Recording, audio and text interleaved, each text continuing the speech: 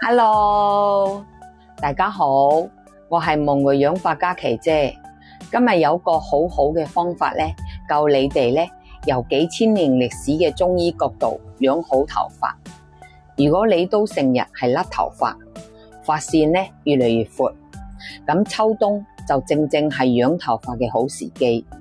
中醫講腎其華在髮，髮為血之餘，所以咧養頭髮最緊要係先養好個腎同氣血。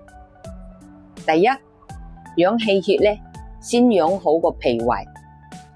飲多啲蘋果水，用滾水壺煲開咗之後咧，掉啲蘋果塊落去，煲個20分鐘，每日至少飲一次。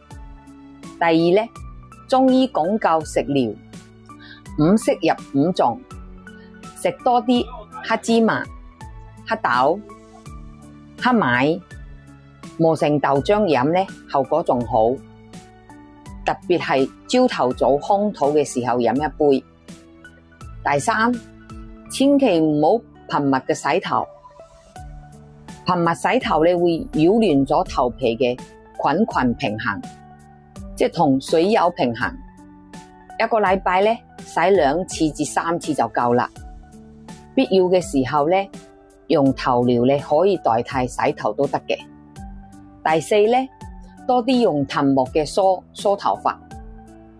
早幾千年前咧，中醫書都有記載，千個梳髮頭不白。每日堅持梳頭200次以上，保持頭皮個經絡暢通，頭髮咧自然就會好。最後多啲運動，少捱夜，作息規律先係養頭髮嘅核心關鍵。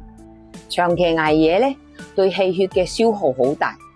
氣血咧負責係運送營養嘅，毛囊一旦冇晒營養咧，咁個頭髮咧根本係長得唔好。養髮係一個民工出細活嘅過程，堅持做到以上5點咧，你嘅頭髮一定會比你想象中仲好。記得點讚關注哦。